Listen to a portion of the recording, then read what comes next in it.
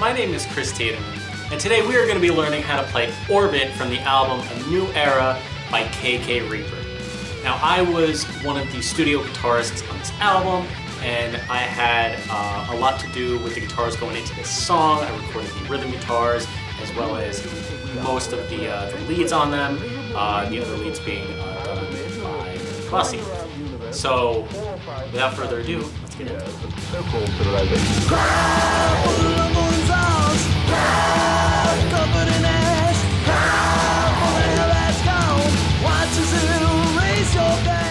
Alrighty, so the first thing we're going to cover today is the intro. Now, fun thing with the intro, it starts with a couple of harmonics. They are both done on the 12th fret and the 5th fret. Now, this is left up to the discretion of your leader, Reaper, but he will explain more so how he wants those arranged, but it's literally just one hit on top, one hit on the bottom, and you're basically good. And then it goes right into the opening riff. You start by palm muting solely on the open E string, low E string.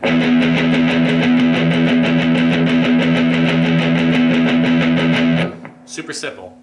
So now we're gonna talk about the lead guitar part that occurs in the intro, leading into the main riff. So it's a very simple root 3/5 power chord, starting on the 14th fret of the D string, going up. So it basically was put there just to build momentum going into the main riff, going into the first verse. But it's very, very simple, very, very easy to get. So you're literally just gonna start one single note on the 14th fret of the D string and then just follow suit with the rest of the strings coming up. It's going to involve the high 4 strings, the D, G, B, and high E, and they're all going to come in at their respective intervals. So it's going to go like so.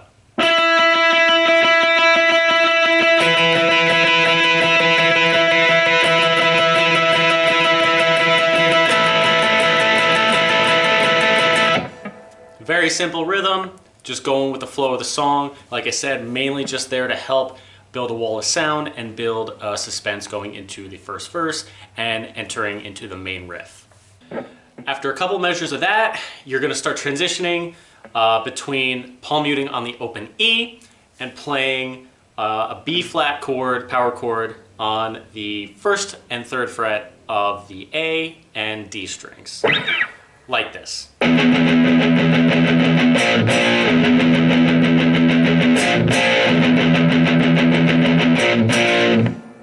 Very easy. Does that a few times, but it'll change rhythms for the B flat chord a couple times, as such.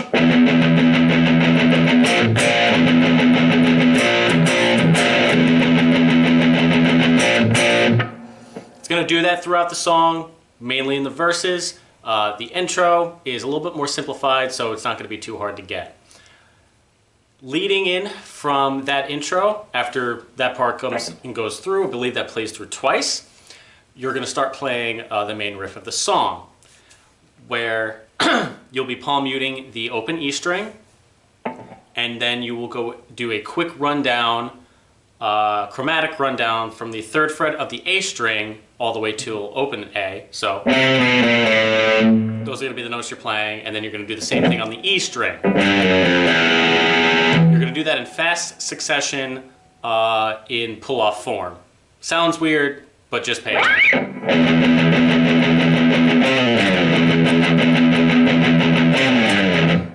Very quick, but very in rhythm. So once you find the sweet spot, you're going to be right there, all good to go. Now, with that riff, that is how it plays through the first rendition. You'll play that first, and then that will be followed by you playing, I believe, 4 times that same riff, but going chromatically down from the 3rd to the 1st fret 4 times on the E, like so. Little tricky to get it first, but that's the idea. So basically the full riff goes like this.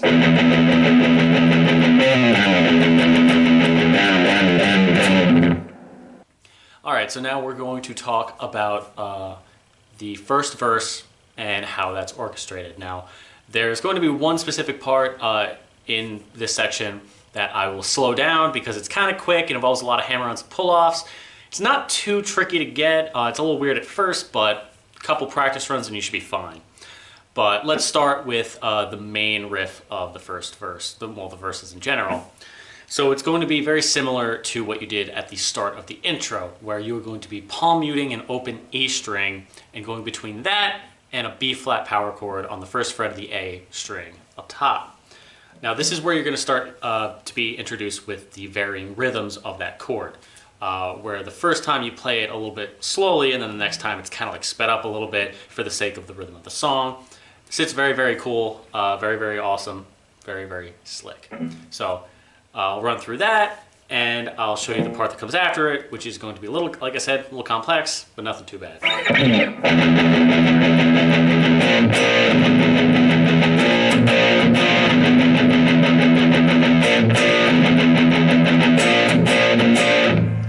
So as you can see, different rhythms between the first time the chord is hit and the second time. What I use to fill the space in between like that second section where it's kind of being drawn out a little bit is I just do one hit on the E string. So just one, da, da, da, da. Like I said, not too hard, a little tricky at first, but once you get the hang of it, you're not going to forget it. It's like riding a bike. Now going into the next part that comes in the second iteration of that section, when you do that twice, it's going to come out with this riff coming up, which is, like I said, very fast, a lot of hammer-ons and pull-offs, so I'll slow that down in just a second, but before I do, I'll show you how everything sounds together and then break into it.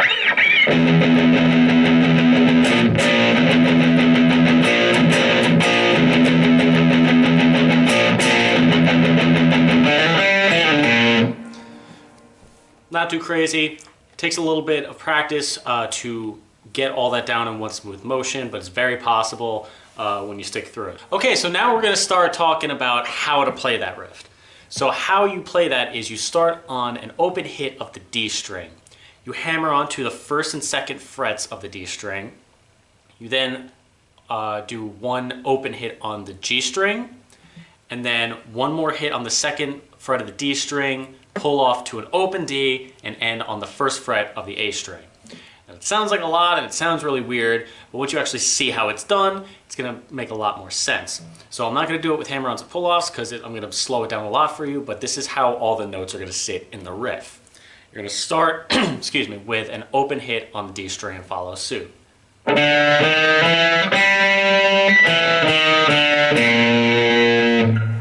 that's all there is to it.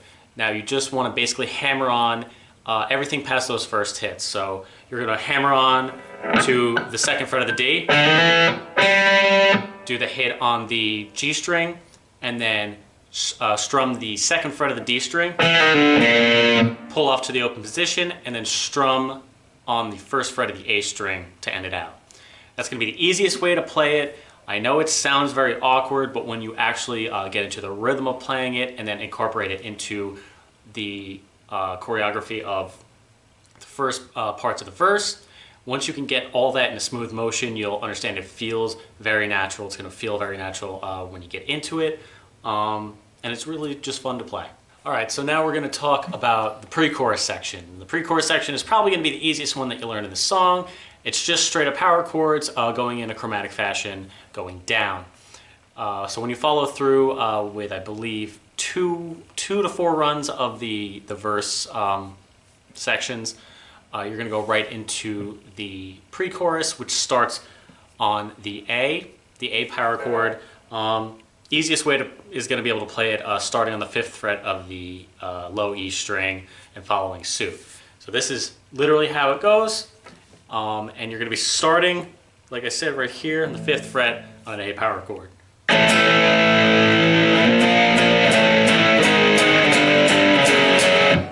That's the first half of it. Like I said, very, very easy. You're going to be starting on A, jumping up to B flat. Yeah, okay.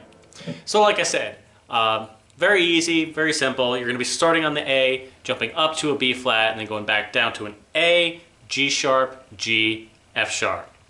The next section, you're going to start on a B, a full step up from that A, and it's going to be the exact same positioning, just 2 frets higher, like so.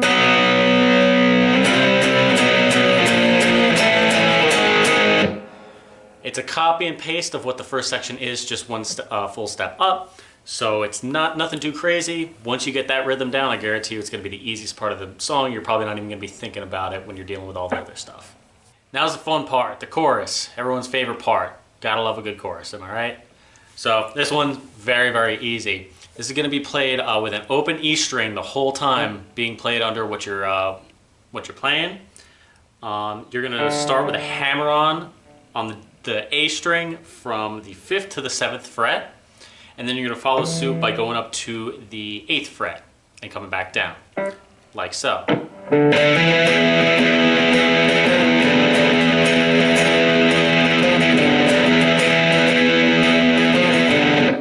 You're literally just going to be...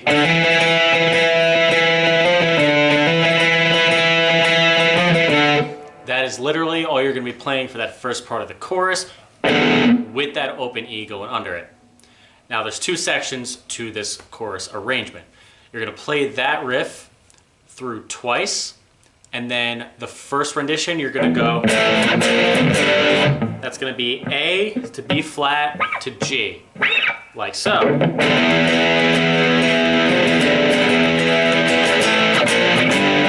And I was actually mistaken, you're just going to play through that first riff once, play that first rendition.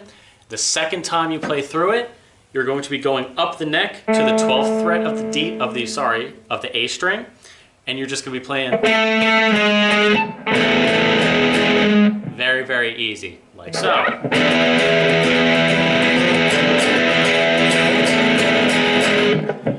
All of that put together is going to sound like this.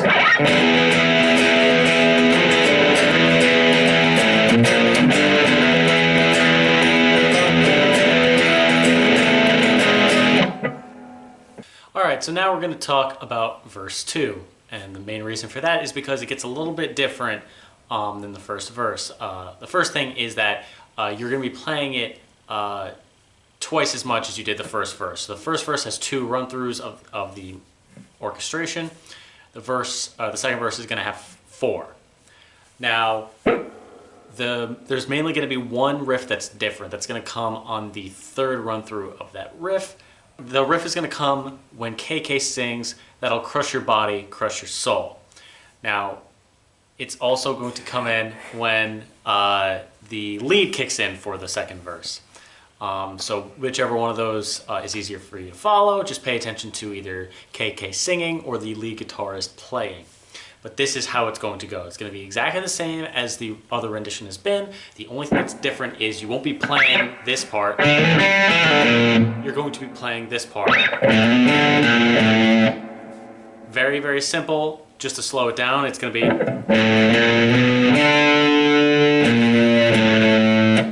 So chromatic going up from the 5th to the 7th fret on the low E string. You're going to play the 5th fret of the A string, and then the 6th, then 5th on the E string. So put together, it's going to look like this.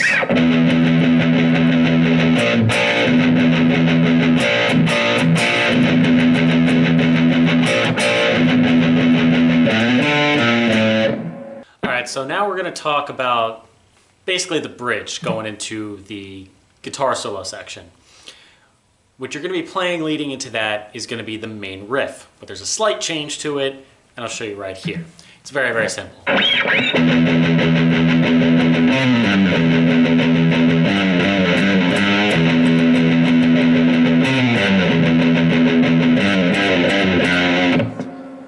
The 2 changes are when you play the second section, that instead of just pulling off 4 times, on the 4th time you're going to go, you're going to bend up on the 3rd fret on the G note of the low E string, and the second time that you play it, you're going to go, you're going to end on the 1st fret of the high E. Go and put together, sound like this.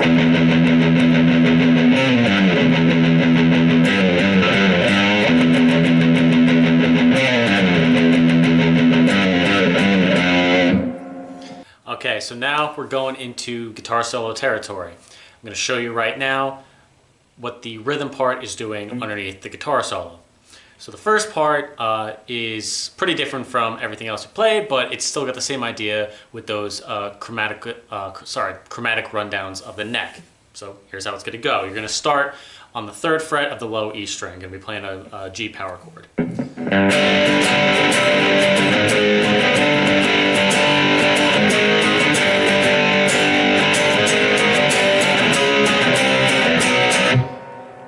Very simple, kind of weird timing going onto the the C sharp power chord, but as you can see, it was very simple chromatic rundown.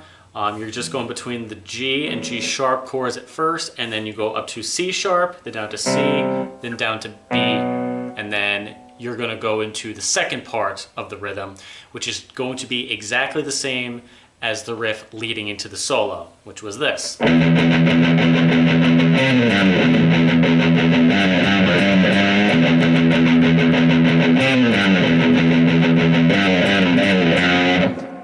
It's going to be playing that rendition of that riff for the rest of the song, as we'll get into later. But that is the entire second part of the guitar solo. Once you play that first chord progression, it's going to lead you right into that riff, and you're going to keep playing that for the duration of the guitar solo, going into the final chorus as well as the outro.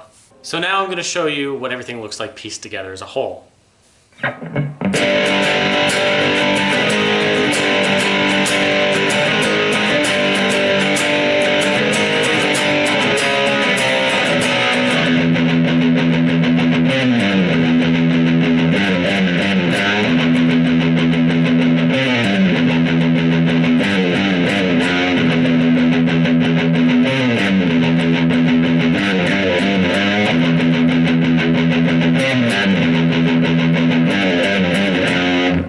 So now we're going to talk about the outro.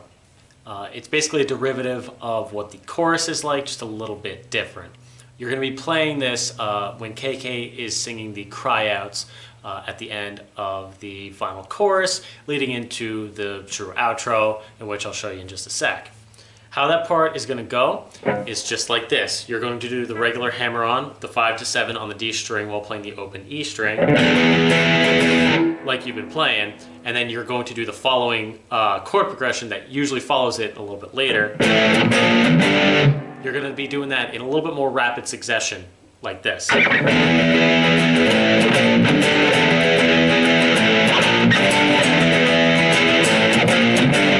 going to do that 3 times, and then it's going to be followed with a slight change to the variation, where you're going to be playing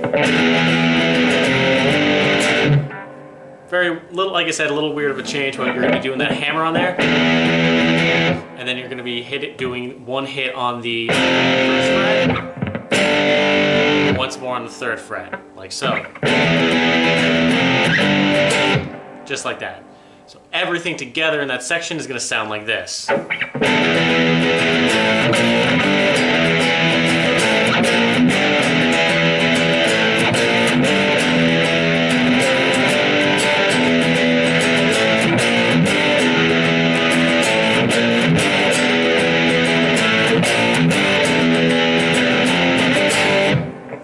Now, going off of the previous part, this is going to lead you into the finalized outro, which is going to be the main riff being played consecutively until you either get the cue to end it, or you guys work out some live way to work it out. But basically, it's going to be the exact variation of the main riff that was played in the bridge leading up to the final chorus. Super simple, going to be going like this.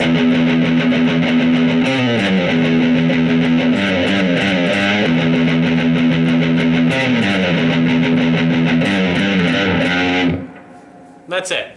You're just going to keep repeating that over and over, like I said, until your fearless leader gives you the cue to end it. And there you have it. That is Orbit.